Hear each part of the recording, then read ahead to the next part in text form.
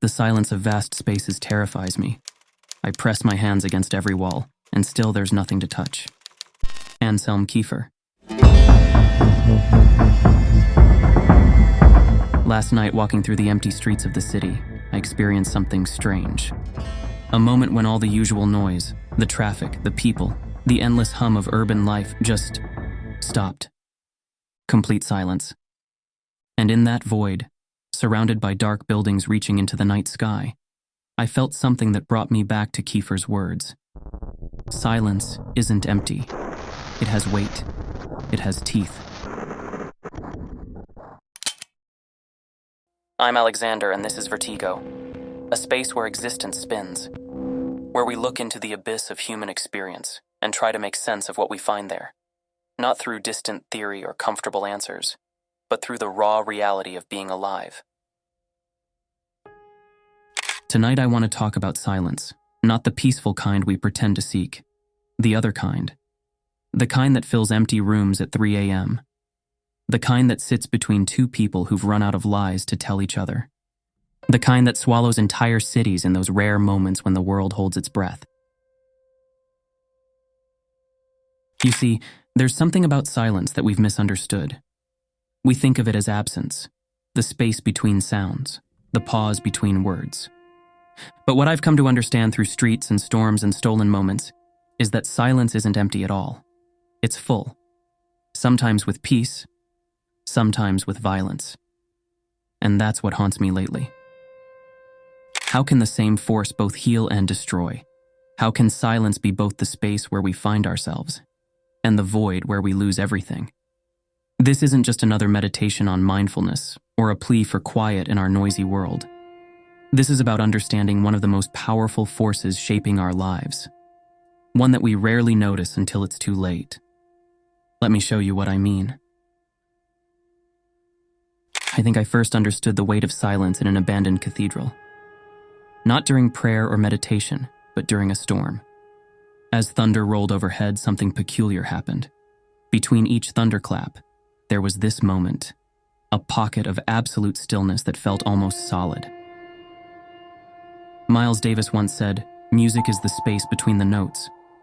But what he didn't say was that this space, this void, can be more violent than any sound we could make. Think about it. When was the last time you experienced true silence? Not the quiet of your bedroom at night, with its humming electronics and distant traffic, but real, absolute silence? Most of us never do. Maybe that's why we're so afraid of it. There's this story about John Cage, the composer. He entered an anechoic chamber, a room designed to be completely soundproof. Instead of finding silence, he heard two sounds, his blood flowing and his nervous system humming. Even in perfect silence, we make noise, as if our very existence refuses to be quiet. But why? What are we trying to drown out?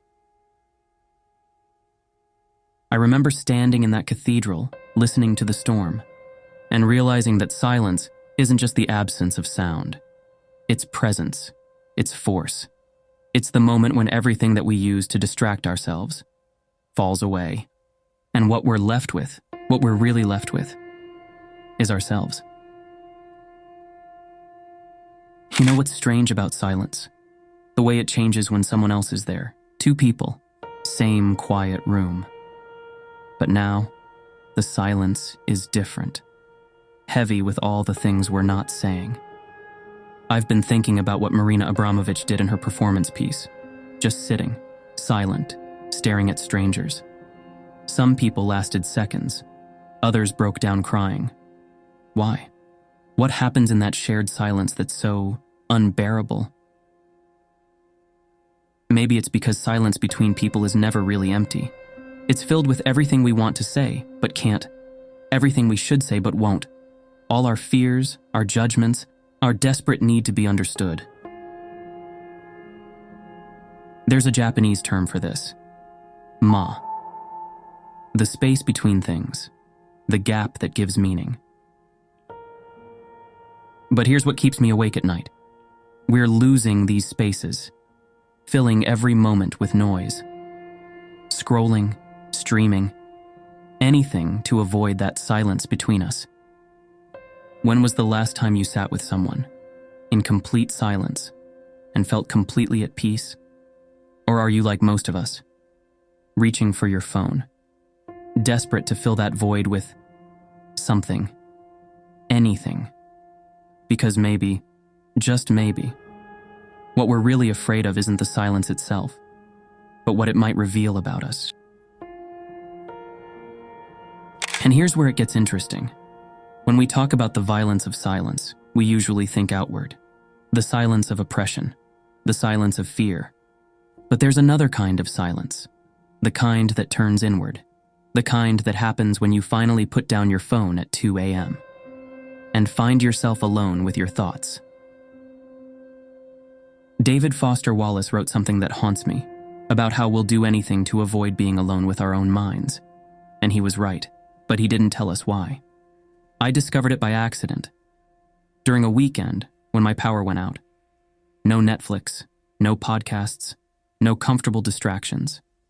Just me, and the growing thunder of my own thoughts. You see, we think meditation is about finding peace, but anyone who's really tried it knows the truth. First, you have to face the storm. All your doubts, all your fears, all the versions of yourself you've been running from. They're waiting there. In the silence. Patient. Persistent. Like shadows at the edge of your consciousness. Getting longer as the sun goes down.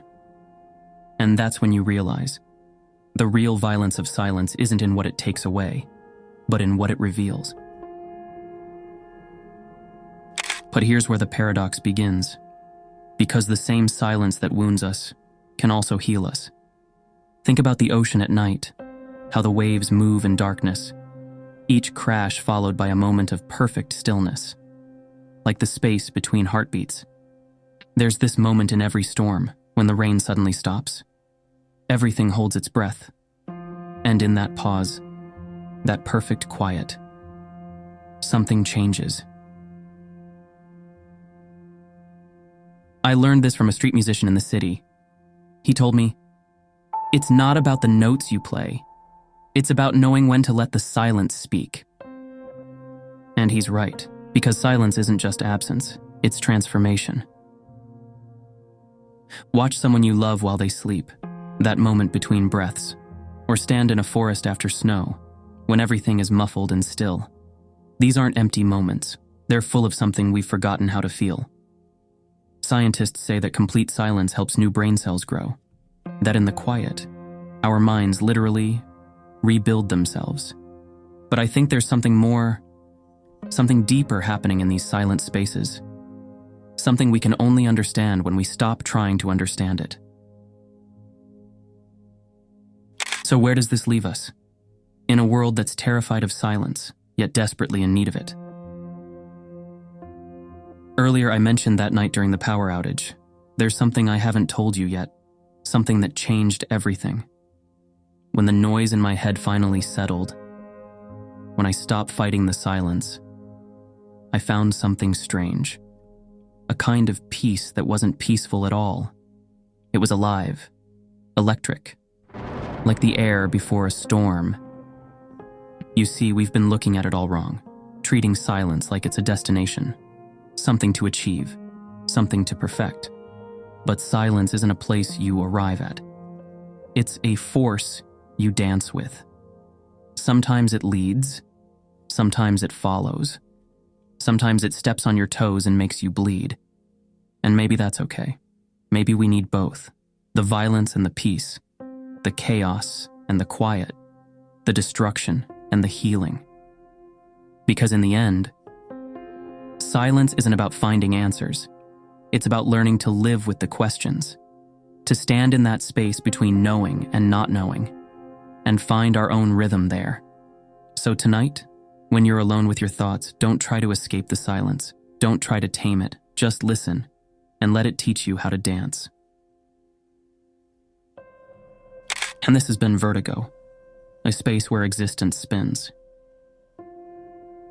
If you found meaning in these words, If they've touched something in you, let them sit with you for a while, in silence. I'm Alexander, and this journey of understanding together. It's just beginning. Next time, we'll venture deeper, into another corner of human experience that keeps us awake at night. Until we meet again in the depths, remember, the void is always listening.